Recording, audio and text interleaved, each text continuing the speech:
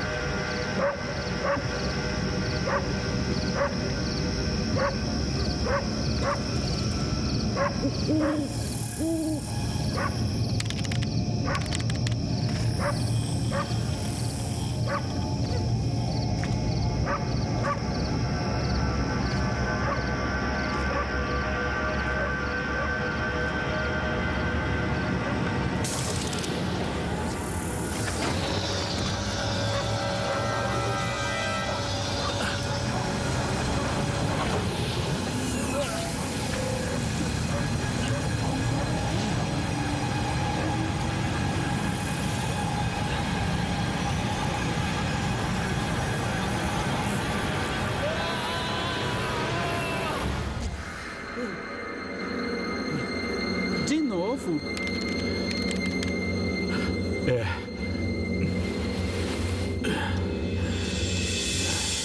Esta é mais uma noite sem dormir para o fazendeiro australiano Albert Penisi.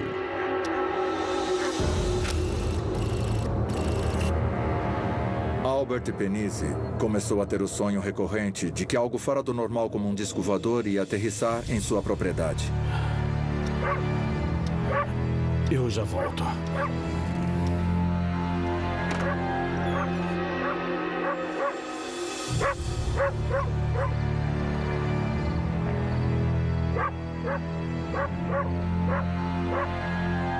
E como em seu sonho, o cão de Albert não para de latir. Havia alguma coisa estranha porque o cão do Albert não parava de latir.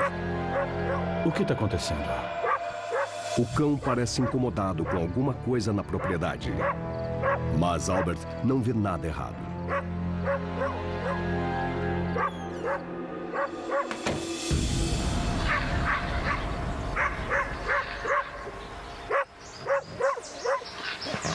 Algumas horas depois, Albert está trabalhando pesado quando seu vizinho George Pedley passa pela estrada em seu campo. Oi, George. Por que esse cachorro não para de latir? Ah, ele tá assim faz muito tempo. E você, tudo bem? Eu tô tendo até pesadelos. Tá bom. Até mais, amigo. Até mais.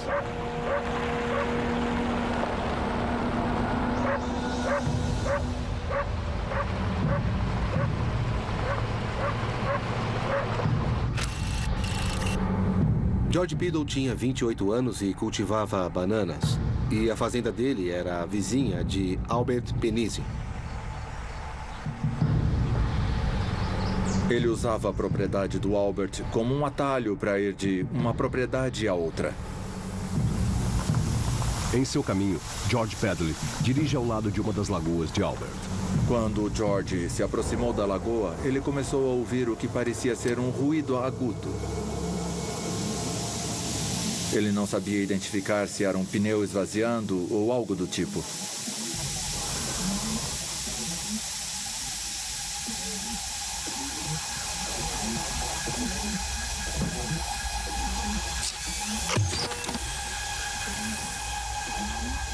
Foi quando ele percebeu que o ruído estava vindo de dentro da lagoa. A lagoa, na verdade, era um brejo em formato de ferradura. Era basicamente uma lagoa com vegetação cheia do que chamamos de grama-espada. Não tem muitas áreas abertas assim, só com água.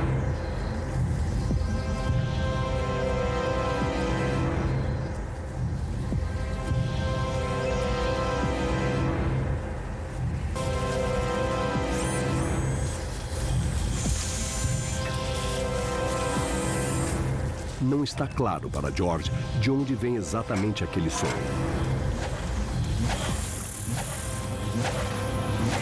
George houve alguma coisa se movendo pelos juncos. George não era um homem propenso a fantasiar coisas.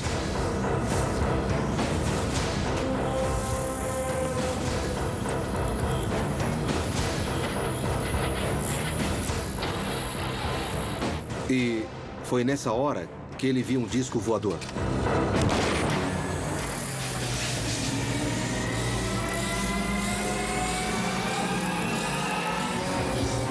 O objeto ficou pairando na frente dele e ele se assustou muito quando aquilo apareceu. Ele o descreveu como dois pires enormes invertidos, com as bordas se encostando e havia uma protuberância, tanto em cima quanto embaixo. E, aparentemente, era metálico. O objeto parecia ter cerca de 10 metros de diâmetro e aproximadamente 3 metros de altura. Esse caso ficou bastante conhecido porque não era uma luz no céu ou algo visto à noite, mas foi em plena luz do dia, numa clara manhã. Depois, o objeto sobe novamente, mais uns 8 metros. E de lá, num ângulo de 45 graus, vai embora. Quase que num piscar de olhos, em alta velocidade. George deve ter ficado totalmente em choque. Foi uma situação difícil para o George porque ele era meio cético com as pessoas da região que presenciaram avistamentos ufológicos. Havia acontecido com outras pessoas, mas agora era com ele.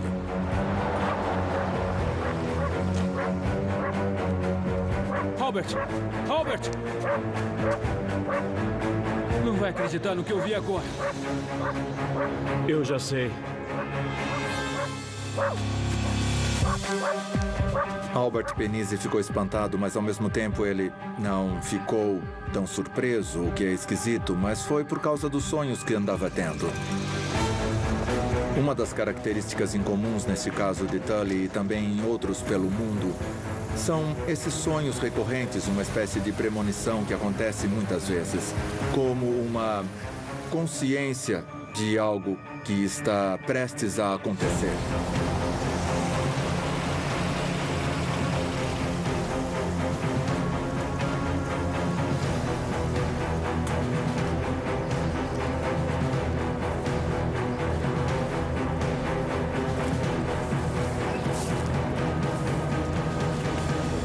Tanto George quanto Albert ficaram surpresos pelo que encontraram. Eles se depararam com um emaranhado flutuante e arredondado de grama-espada, com 10 metros de diâmetro sobre a água da lagoa, e estava girando no sentido horário. Parecia um ninho de grama-espada. Albert corre até sua casa para buscar a câmera fotográfica. Para Albert, o sonho ou realidade está acontecendo diante de seus olhos.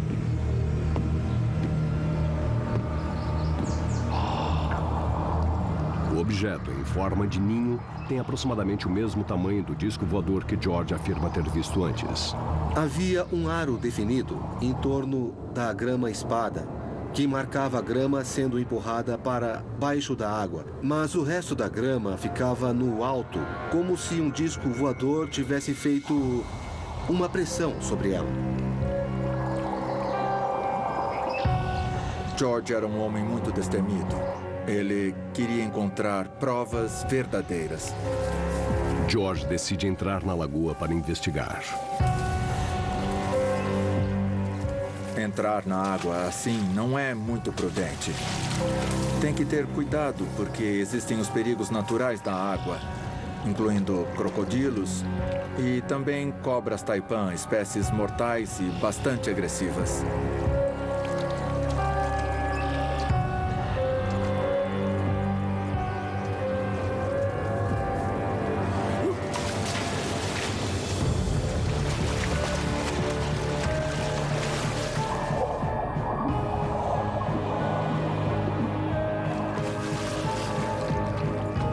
Quando George mergulha, Albert retorna com a câmera.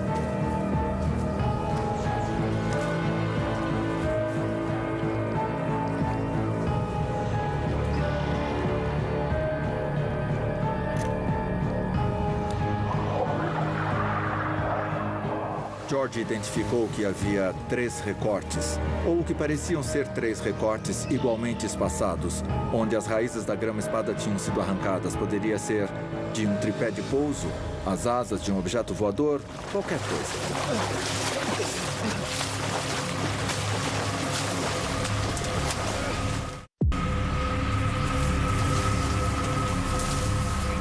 A notícia se espalhou rapidamente na comunidade local de que alguma coisa tinha acontecido. Na verdade, a polícia entrou em cena dentro das primeiras 48 horas e iniciou uma investigação. O ninho do disco voador de Tully foi examinado em detalhes. Amostras de juncos, lama e água da área do ninho são entregues aos departamentos de Botânica e Física da Universidade de Queensland.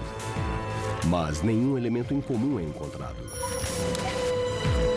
A Força Aérea da Austrália investiga e conclui que um tornado Willy ou um fenômeno de vento circular achatou os juncos e os suspendeu por 10 metros no ar, formando a aparência de um disco voador. Esses fenômenos poderosos de vento ocorrem regularmente na região, mas o dia 19 de janeiro daquele ano é calmo e ensolarado. Nos anos seguintes, Albert Penisi continua a encontrar ninhos em sua lagoa. Em 1969, determinado a encontrar a causa, ele decide instalar uma câmera sensível a movimentos. Depois de a câmera ter sido usada, o filme é enviado para análise. Mas quando o cilindro retorna, ele está vazio. George Pedley nunca mais vê outro disco voador.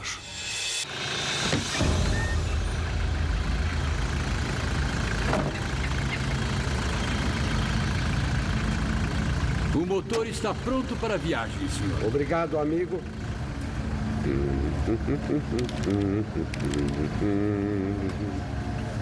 O empresário australiano Ron Sullivan parte em uma longa viagem de negócios.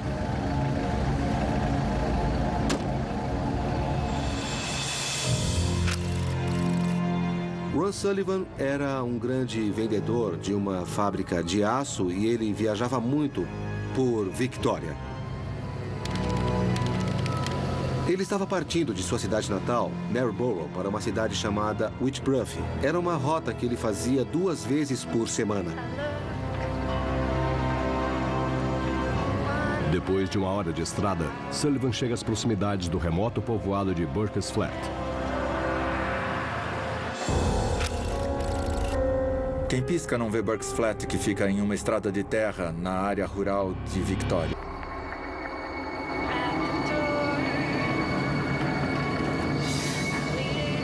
É nesta parte da estrada que Sullivan vê um rastro de luz atrás de seu carro. A luz desaparece, mas não por muito tempo.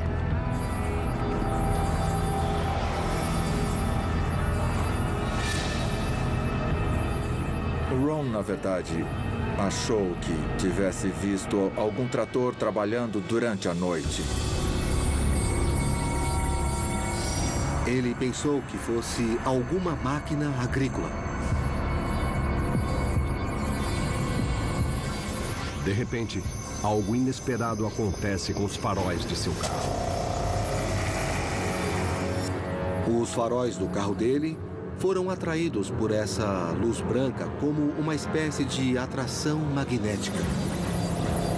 Os faróis foram direcionados para o objeto em vez de para a frente do carro. E o efeito em Ron é que ele sentia que o carro estava sendo arrastado para fora da estrada. O carro dele, então, vai na direção de um eucalipto enorme. Ele teve medo de morrer.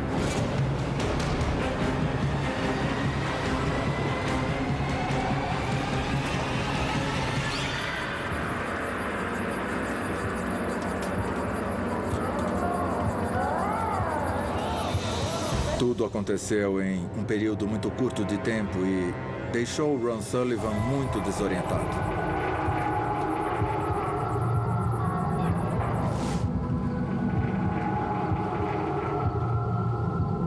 Ele não viu um objeto específico, mas havia alguma coisa ali que claramente possuía algum tipo de poder. Ótimo. E agora? ficou claro para ele que não era ninguém trabalhando.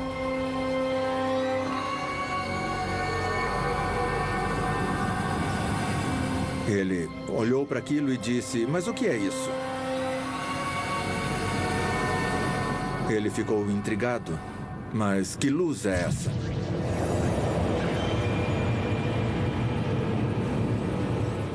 E ele viu uma luz branca que crescia ainda mais. E depois, a cerca de 10 metros no ar, ele viu uma forma oval, ou circular, de luz no ar. Entre as duas luzes circulares havia uma formação em arco-íris de luzes, o espectro ocular. Elas se moviam para cima e para baixo, entre as duas luzes brancas dentro de tubos.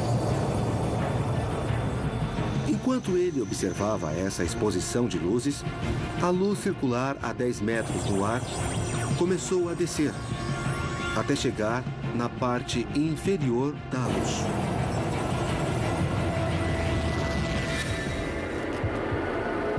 E a última coisa que Ron se lembra de ter visto foi uma pequena luz se apagando. Ele não viu mais nada. Essa experiência, apesar da sua natureza dramática, durou menos de 1 minuto. Estamos falando de algo entre 10, 15, 20 segundos.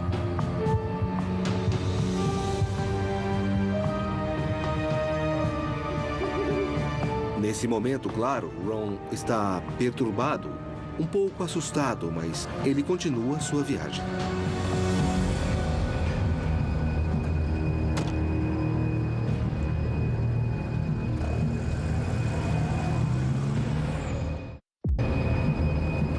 Uma coisa totalmente estranha e ameaçadora havia acontecido e ele não ficaria mais por ali.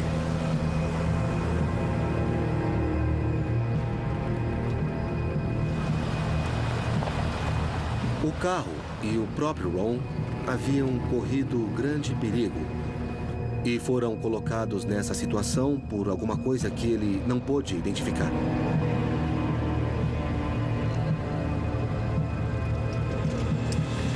Ele parou na cidade seguinte, St. Arnold, saiu do carro e o verificou para ver se havia alguma coisa errada, mas ele não viu nada demais.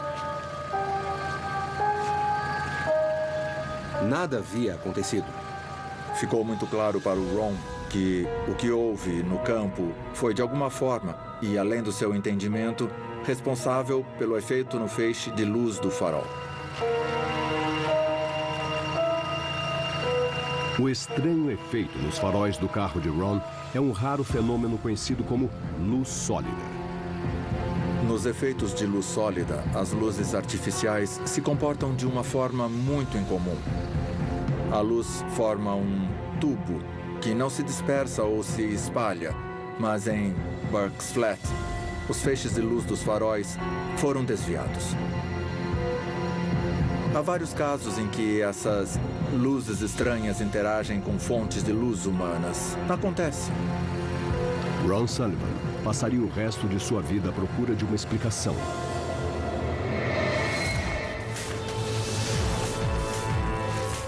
Mas o mistério permanece até hoje. Na manhã seguinte, Ron Sullivan faz um boletim de ocorrência e informa um jornal local. Sullivan pede a um eletricista automotivo que verifique os faróis do carro, mas eles estão em perfeito estado. Depois, no dia 6 de abril de 1966, 2 dias após o avistamento de Sullivan, Gary Taylor, de 19 anos, é morto quando perde o controle do carro e colide com uma árvore no mesmo trecho da estrada. 3 dias após o evento, Sullivan e um editor de jornal local afirmam encontrar uma impressão em forma de pires no solo do local do avistamento. Nos anos seguintes, outras luzes inexplicáveis são relatadas na mesma região, levantando rumores de que Burke's Flat é assombrada.